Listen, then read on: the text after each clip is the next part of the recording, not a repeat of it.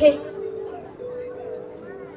7 वाजून गेले, अजून यांचा पत्ता नाही. कुठं असतील बरं? काय एवढा उशीर झाला असेल यांना? बरोबर, ते दोघेही उपटसुंब गेलेत ना त्यांच्या बरोबर बाहेर. चकाट्या मारत कुठेतरी फिरत असतील. कविता, बॉस, कुणाची वाट पाहत व्याकुळ झाली आहेस हे माहीत आहे मला. नाही. त्या वीरभूषणची, त्याच्या श्रीमंतीवर, त्याच्या रुबावर फायडे आहेस तो. नाही बॉस. तुझ्या प्रिय कल्याण तुझ्या भावाला विसरलीस काय? नाही बॉस, मी त्याला कशी विसरेन? प्रेमाला फाशीची ही तमा नसते म्हणतात. हो हो हो बॉस, हो. नाही नाही बॉस. मग काल सांगितलेली गोष्ट अजून का उघडकीस आलेली नाही? बॉस म्हणजे काल काल मी त्याच्याबरोबर फिरायला गेले. या बंगल्याच्या आवारातच आम्ही फिरत होतो आणि अधून मधून मी त्याच्या मनाचा ठाव घेऊन ते पैसे त्यानं कुठं लपवले आहेत हे सुद्धा त्याला विचारत होते, पण तो कबूलच होईना. मला वाटतं तू तुझ्या सौंदर्याची मोहिनी त्याच्यावर टाकण्याऐवजी त्यानंच तुझ्यावर आपल्या श्रीमंतीचा आणि रुबाबाचा फायडे आहेस तू. नाही नाही नाही बॉस, नाही. त्या बदमाशाला तू फसवू शकणार नाही कविता. माझा कुठल्याच स्त्री जातीवर विश्वास नाही. ती नाव म्हणजे पैशाची पुजारी, पैशाची दासी, आणि म्हणूनच तुला मी माझ्या जाळ्यातच पुरती अटकलेली आहे. तुझा लाडका भाऊ या क्षणाला माझ्या ताब्यात आहे. भाई, कुठे कुठे आहे माझा भाई? दाखवतो. कुठे आहे माझा भाई? इथून हलू नकोस, मी दाखवतो. हो हो.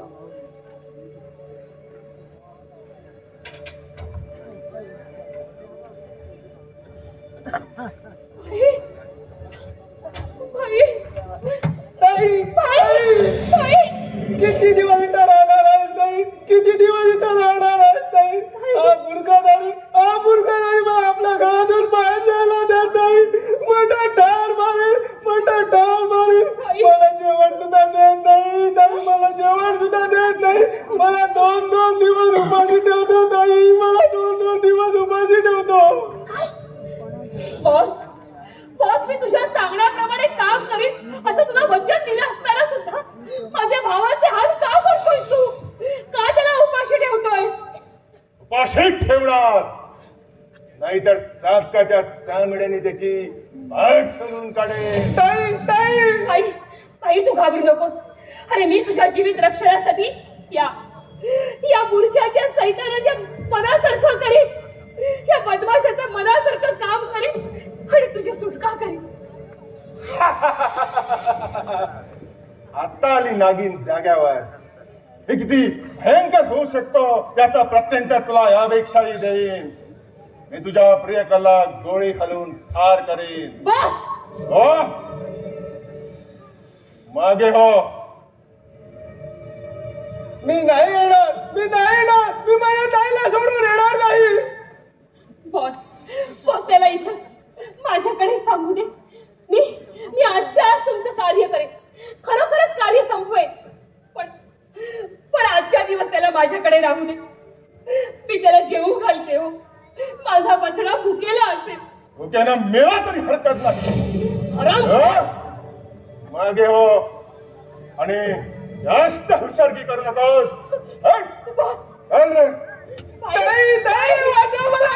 ताई वाचव ताई. ताई वाचव.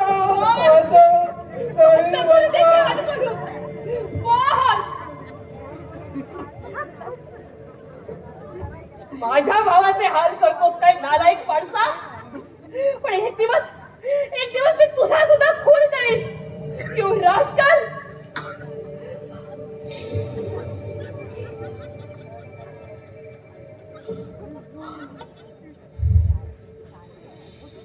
कविता, अगे कविता.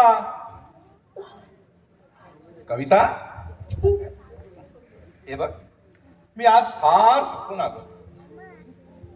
जेवण वगैरे तयार आहे ना? हो, अगदी मस्तपैकी. पण थांबा, मी तुम्हाला थोडं पाणी आणून देते. ठीक.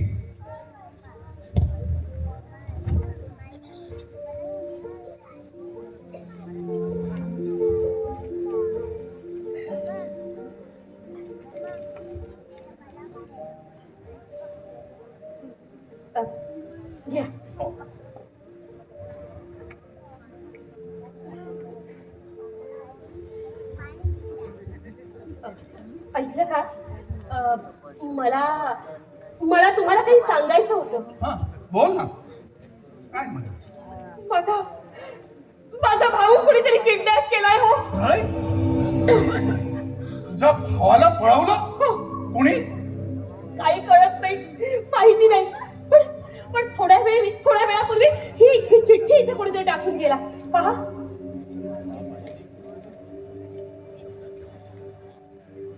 कविता बाई साहेब, तुझा भाऊ आमच्या ताब्यात आहे.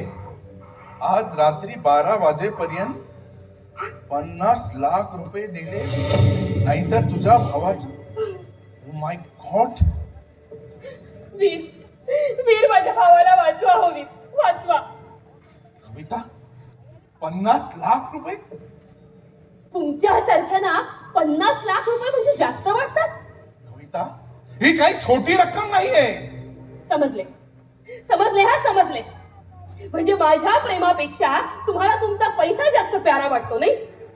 जाते मी. हे बघ, अगं हे बघ, आपण त्याच्यावर काहीतरी तोड काढू. अहो, तो फार क्रूर सैतान वाटतो हो. त्याच्या पुढे कुठलीही तोड जमणार नाही. त्यानं लिहिलंय ना की 12 वाजायच्या अगोदर ती 50 लाख रुपयाची बॅग जर घेऊन आला नाही तर तो निश्चित माझ्या भावाचा खून करेल. हे बघ, असं कर ना. तू आज रात्री त्याला दिलेल्या ठिकाणी भेट. नाही हो, तो मला भेटणार नाही. त्याने चिठ्ठी स्पष्ट लिहिलंय ना की ते 50 लाख रुपयाची बॅग तिथं ठेवून तुम्ही निघून जा, मागे वळूनही पाहू नका. हो, आय सी. म्हणजे फार मोठा बदमाश वाटतोय तर. कविता, फक्त तुझ्या प्रेमा खातीर मी तुला आज 50 लाख रुपये द्यायला तयार आहे. पण एवढे पैसे तुम्ही कुठून देणार? कविता, कुणालाही सांगू नको. मी तुलाही सांगणार नव्हतो.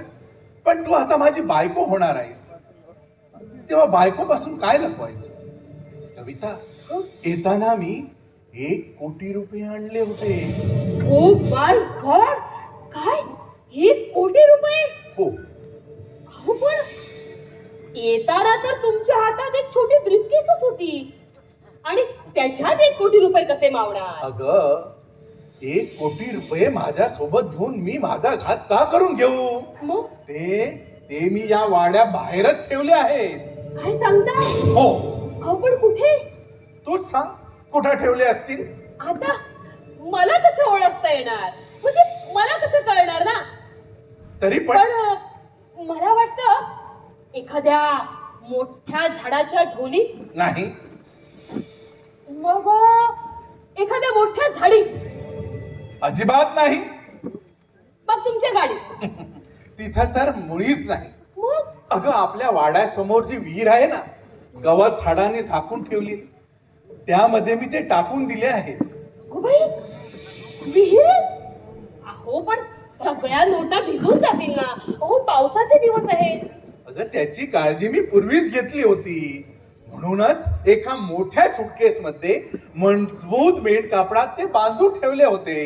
वर्षभर जरी पाऊस पडला तरी भिजणार नाही. पण मग आता काढणार कसे बाहेर? अगं, आपण काठीचं गळ तयार करू. गळाला अडकून येईल ते. हा, ठीक आहे, हे चांगलं आहे. चला तर मग मी गळ तयार करते. हा, हो, कर तू तयार. मी गळ तयार करते, तुम्ही काही घाबरू नका. आपण वीरभूषण का? कोण तुम्ही?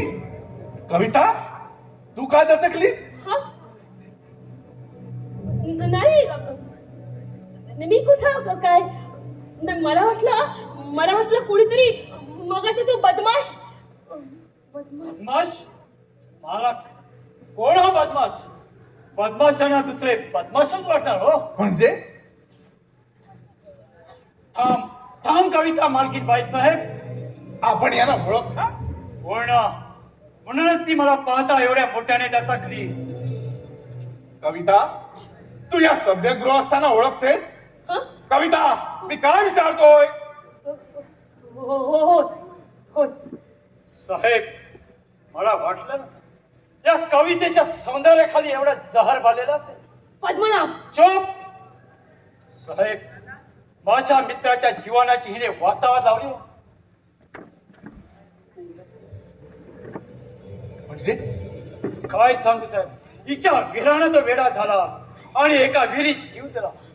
आपला एकुलता एक पोर म्हणून म्हातारा तो वेडा झाला. नाही नाही नाही, हे सारं खोट आहे, हे खोट आहे. साहेब, हा नागीचा फुतकार आहे. तिच्या जाहीर डंकारात मी बळी पडलो नका साहेब. मला एक सांगाल साहेब, बोला. ही तर काल आणि आपला वरीचा नाथा काय. आता सांगून त्याचा काय उपयोग? या सौंदर्यानं माझ्यावरही आघात केला.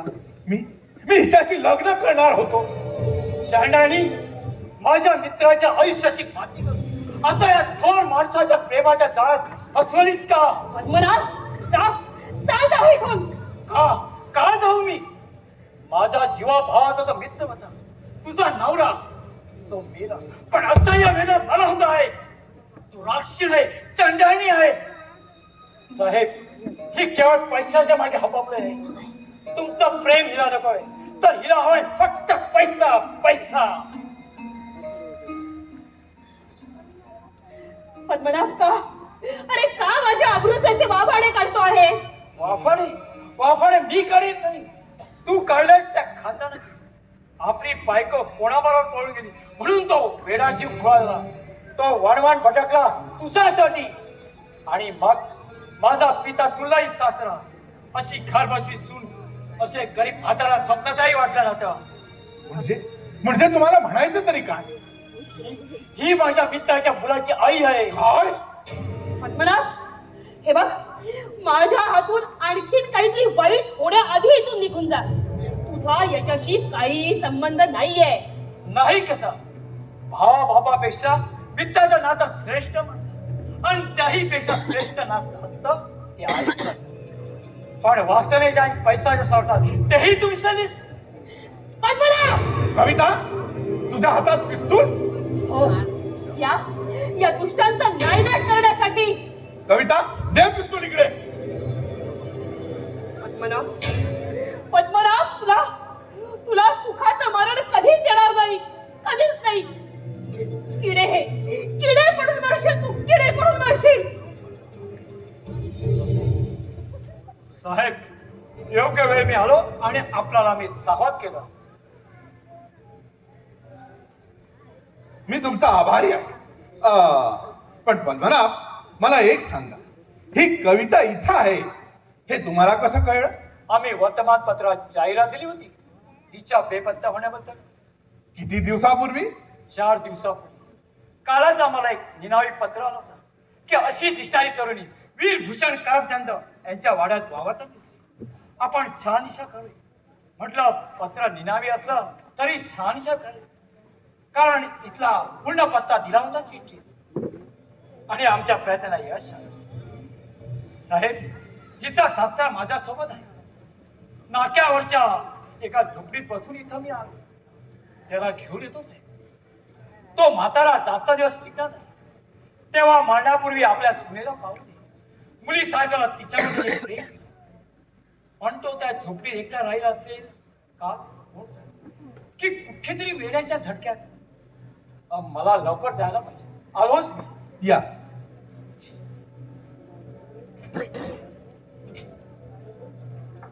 अरे वा कविता, एक पत्नी, एक सून आणि एक माता, हे तीनही मंगल नाती केवळ हव्याचा पायी ताटातात तोडून तू माझ्या मागे लागलीच काय?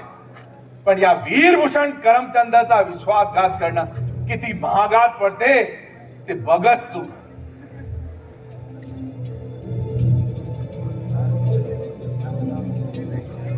वाचवा, वाचवा, वाचवा मला, वाचवा. बघ, काय आता प्रेमाची कुटरकू बंद झाली असेल ना? का? कारण आता पैशाची कुटरकू चालू झाली असेल. माझ्या मार्गातून दूर होत चांडाळा. जाणारच आहे, पण माझा जो तू विश्वासघात केलास, माझ्या प्रेमाशी जो क्रूर खेळ खेळलीस, त्याचा बदला घेऊनच. कविता, मी माझं प्रेम कधी अपुरं ठेवत नाही. चल चल माझ्या बरोबर इश्काची रंगपंचमी. चल चल. पद्मनाभ, सोड मला. हा? कुठं गेला माझा पद्मनाभ? मला एकट्याला सोडून कुठं गेला माझा पद्मनाभ? ही कोण? हीच ती मारा कापा खून करायचा.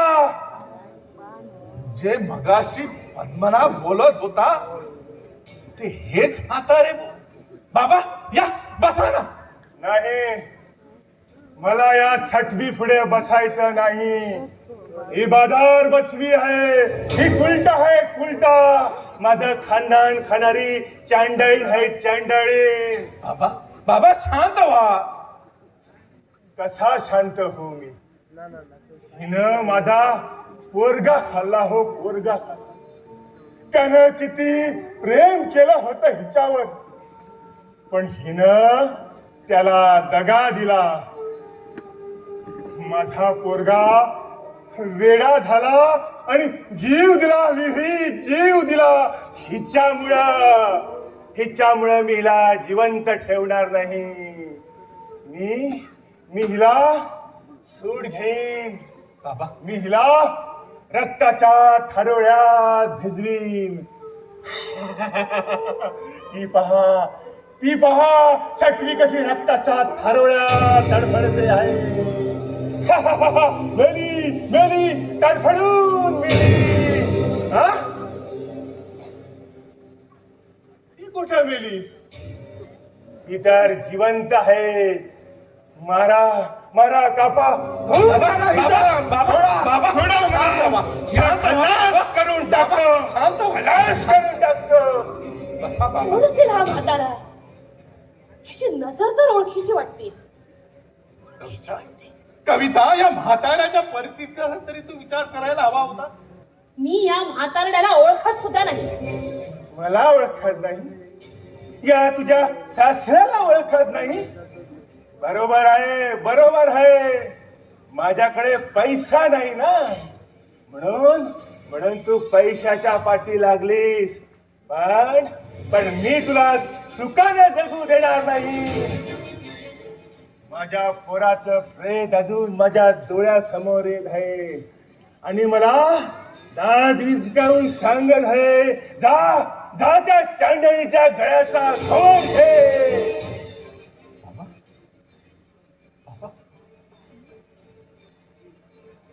मी हिला सोडणार नाही. मी हिला खलास करणार.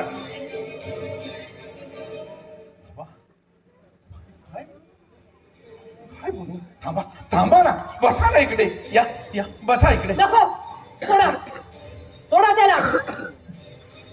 म्हातारड्या, तुला माझा जीव घ्यायचा आहे ना?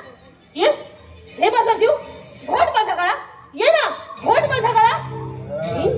मी तुझा गळा घोटू. मला मारायला येतेस?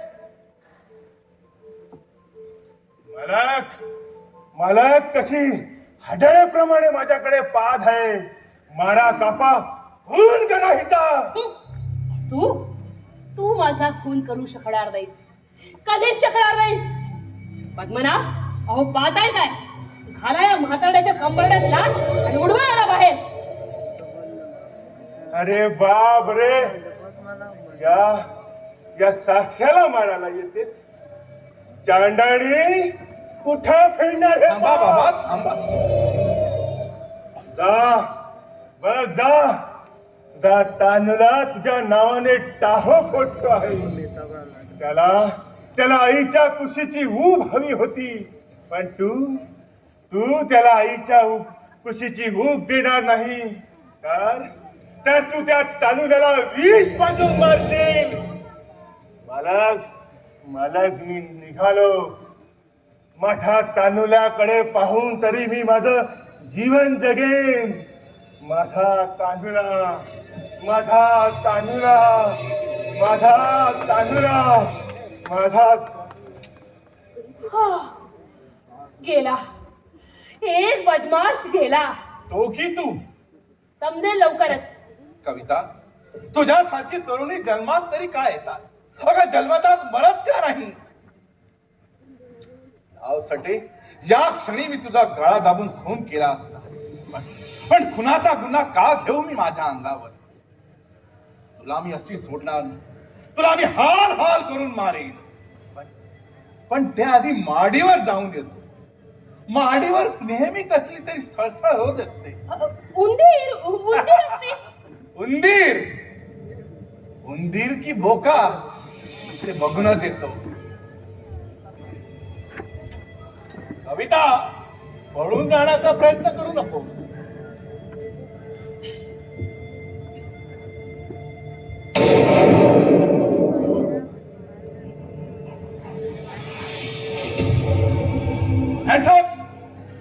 कुठं पळता बाईसे? चला आत या. या आत बसा. मला वाटलं होतं त्या स्टोर रूम मध्ये कोणीतरी आहे. मी स्टोर रूमचा दरवाजा उघडला तर तो बदमाश काळोखाचा फायदा घेऊन पसार झाला. मी त्याच्यावर गोळी झाडली, पण त्यानं बहुधा चिलखत घातलं असावं. बोल बोल, कोण होता तो? त्या माडीवरच्या स्टोर रूम मध्ये त्याचं काय काम? बोल. तो तो तुझा प्रियकरच होता ना, ज्याच्या बरोबर तू लग्न करणार होतीस? बोल ना. आता गप्प का झालीस? बोल. काय? आ कुठं पळे? आता पळायचं जागा नाही. आ? चल. चल चल. चल आता साल्या, तुझा तुझा चल. समाचार मग घेतो. चला. चल. साला चोरतोस काय? पालक, हा बघा चोर. काय केलं या रावजीनं? ही बॅग पेरेतून चोरून काढत होता हा. बदमाशा खोटं का बोलतोस? अलग हा चोर ही बॅग त्या विहिरीतून काढत होता. मी पाहिलं आणि याला धरलं. तर त्यानेच मला धरून इथं आणलं. ही बॅग घ्या साहेब. चोर तो चोर, वर शिरजोर. मालक, बघा बघा कसं खोटं बोलतोय तो. बघा रावजी, या कुंपणात आणि या वाड्यात घ्यायला तुला बंदी घातली होती ना, मग का आला तिथं? मला तुमच्या भोवती काळ सर्पाने वेढा घातला आहे.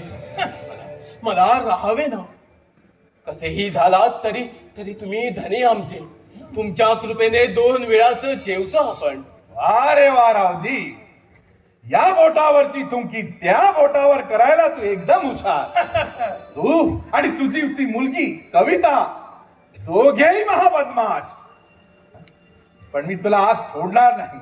आज तुला मी पोलिसांच्या ताब्यात देईन. मला पाया पडतो, पण मला पोलिसांच्या ताब्यात देऊ नका. मग मग ही चोरी का केलीस? हा? हा? या बॅगेमध्ये किती रुपये माहित आहे तुला? हो, या अडाण्याला काय हो माहीत. अडाणी काय? अरे अडाणीच माणसं जास्त शहाणी असतात. या बॅगेमध्ये 1 कोटी रुपये आहे हे तुला माहित होतं, म्हणूनच तू चोरण्याचा प्रयत्न करत होतास ना? बोल.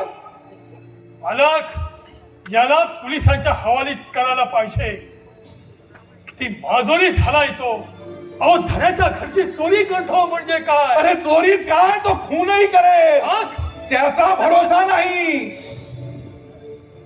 मालक, म्हणूनच म्हणतो याला पोलिसांच्या हवाली केलंच पाहिजे. 4 लाथा धोक्यावर पडलं ना की वटीवर येईल तो. बदमाशा, तुलाच पोलिसांच्या ताब्यात द्यायला हवं. तुझ्या ढोंगणावरती लाथा मारायला हवे. रावजी, अरे माझ्या मालकाच्या जीवावर उठलेत काय? रावजी ही सोंग पुरे झालीत. तुझा इतिहास कसा आहे ते माहित आहे मला, पण मी आज तुला सोडणार नाही. बघतोस का? पकड त्याला आणि इथंच बांधून ठेव. नाही. रावजी, तुला खाली टाक रावजी. मी पोलिसांच्या ताब्यात सापडणार नाही. रावजी, एका रावजी, खून करणार मी. खून. रावजी, बरं गावाची पकड त्याला. बघतोस काय तुम्ही चिंता करू नका मालक. कुठं पळून जाणार तो म्हातारा. 15 दिवस विश्रांतीसाठी आलो होतो, पण या बाप लेकीनं जीणं हराम केलं.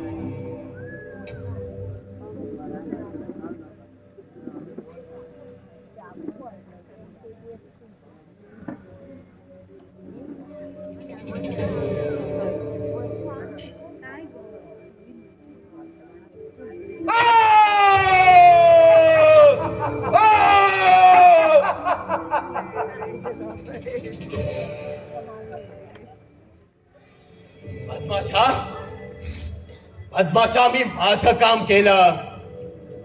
आता तू तुझं काम कर आणि माझी मुलगी मला कधी देतो हे सांग. आज पहाटे 4 वाजता इथंच. ठीक आहे, आणि नाही दिलीच तर मात्र लक्षात ठेव, हा रावजी फार खतरनाक आहे. त्या वीरभूषणची जी अवस्था केली आहे ती तुझी पण करणार.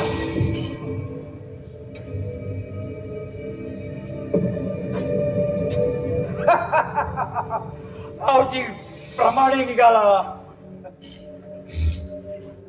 अरे का का त्या बिचाराला खून करायला भाग पाडलंस? 2 कारणासाठी. मला ते 1 कोटी रुपये हवे आणि दुसरा माझी ही प्रेयसी त्याची होऊ नये. साल्याने तुझ्यावर फार मोठी जादू केली म्हणून तो सला होता माझ्या डोळ्यात.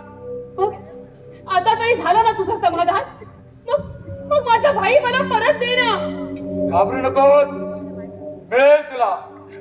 धीर धर. आधी ती बॅग 1 करोड रुपयाची हाती लागू दे. जा त्या बेडमध्ये घेऊन ये. मला नाही उचलणार ती बॅग फार जड आहे. ढकलात घेऊन ये. जा, एवढ्यात पोलीस येतील. जाम दे ना. जाते.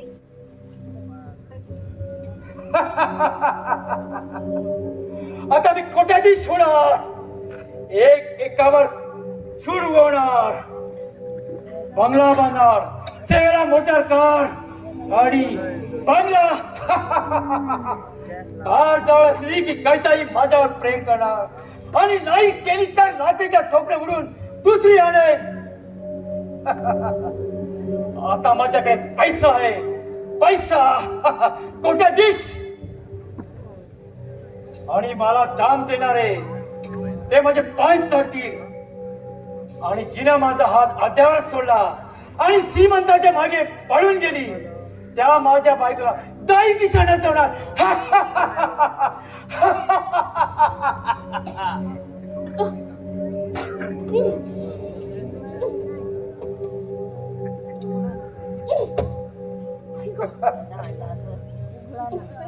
मध्येच जेव. घे घाल तुझ्या मड्यावर.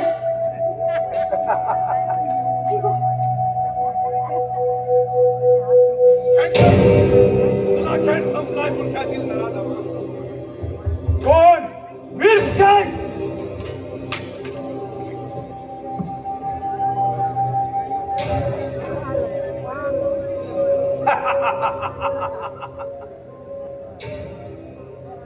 मालक. बरोबा, यापुढे मला मालक म्हणायचं नाही. Yes sir. मिस्टर बुरखेदारी, तुझा खेळ संपलाय. मी डीएसपी वीरभूषण करमचंद आणि मी सब इन्स्पेक्टर किशोर कोयटे. मी हवालदार बनू वाघमारे. साहेब, मी वाघ मारला की नाही? अरे हा वाघ कसला? हा तर लांडगा आहे, लांडगा. बुरखेदारी, तुझा बुरखा काढ. काढ.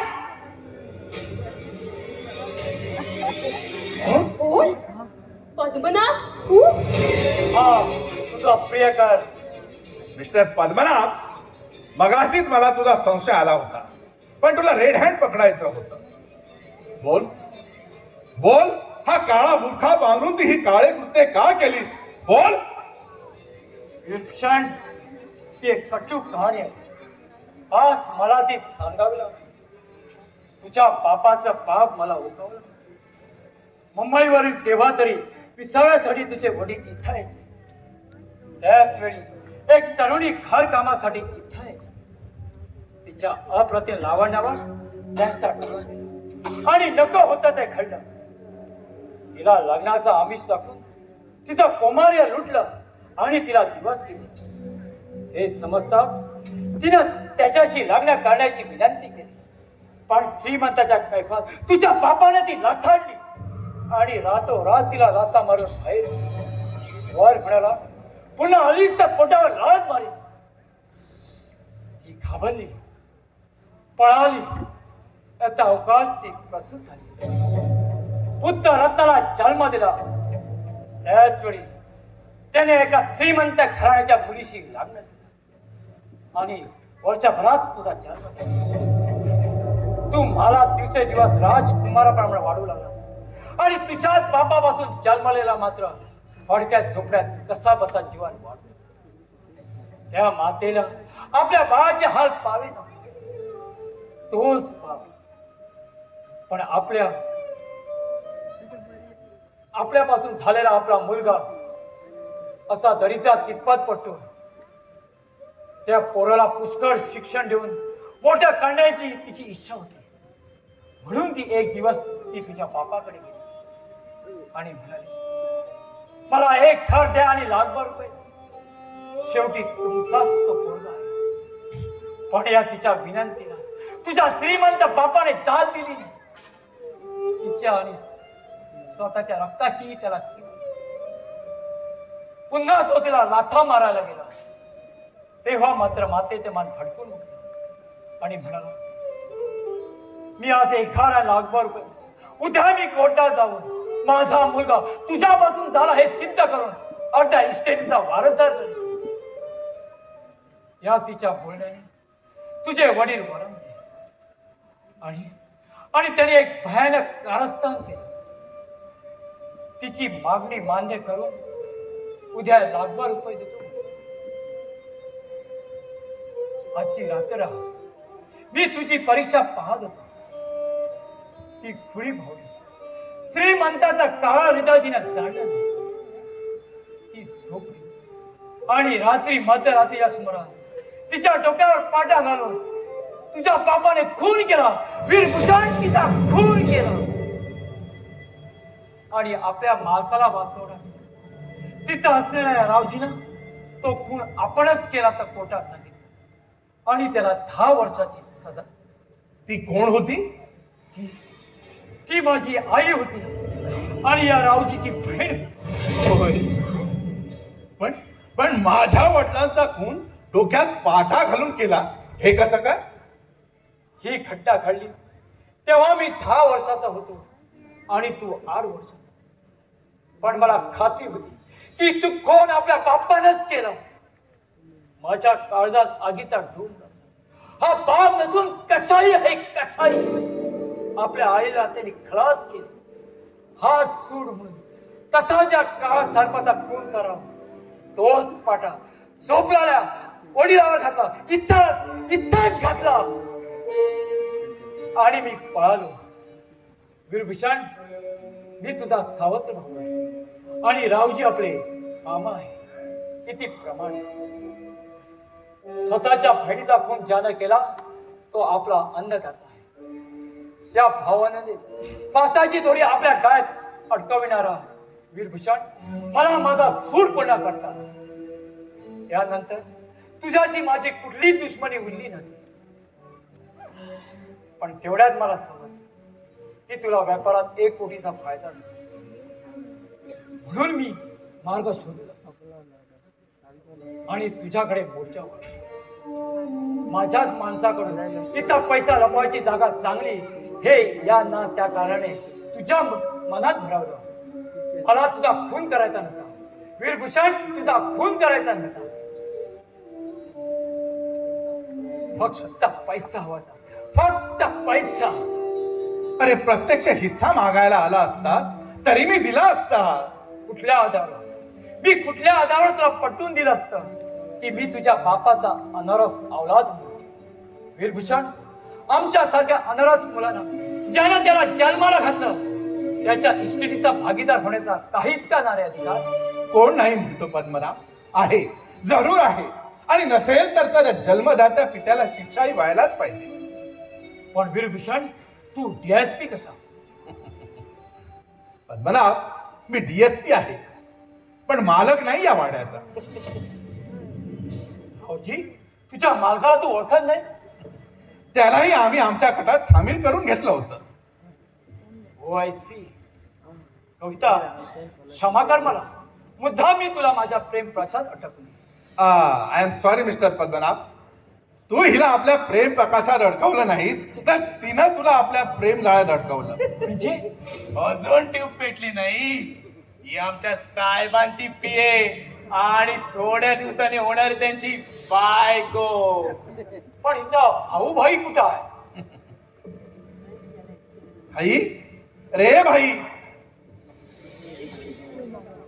मगाशी स्टोर रूम वर धाड घातली तेव्हा हा हातपाय बांधलेल्या स्थितीत सापडला.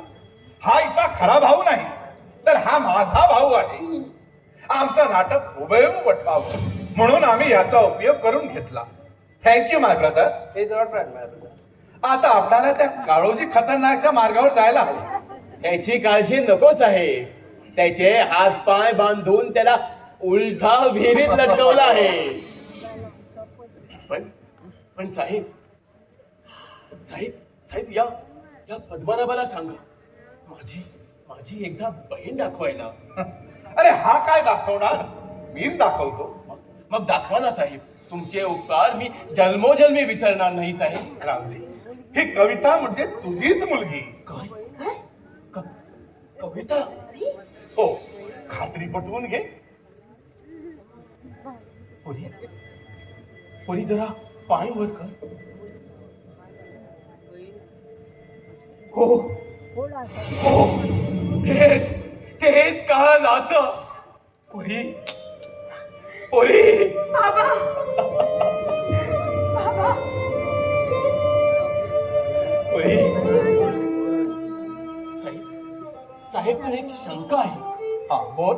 तुम्ही इथं आला होता तेव्हा माझ्यावरती एक प्रेत पडलं होतं. या माणसाने ते प्रेताबरोबर माझा फोटो काढला होता. ते प्रेत इथंच कुठेतरी असणार साहेब. साहेब बघा. रावजी ते प्रेत नव्हतं, जिवंत माणूस प्रेत बनलं होतं. शमारी. पण पद्मनाभ, तू या कवितेबद्दल खोटं का सांगितलंस की ही एका मुलाची आई आहे गे? हिच्यावर चढत असणारं तुमचं प्रेम तुटावं म्हणून. हो, आय सी.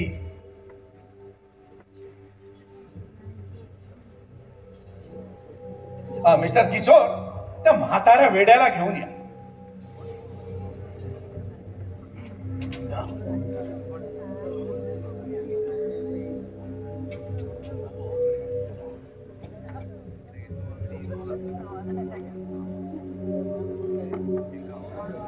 मालक, हाच तो बदमाश. यानंच मला खोटं नाटक करायला सांगितलं. मला क्षमा करा मालक, मला क्षमा करा. हो, I see. So mister Padmanabh, एक खुनी आणि एक शातीर बदमाश म्हणून मी तुम्हाला पुराव्यासकट अटक करत आहे. You are under arrest.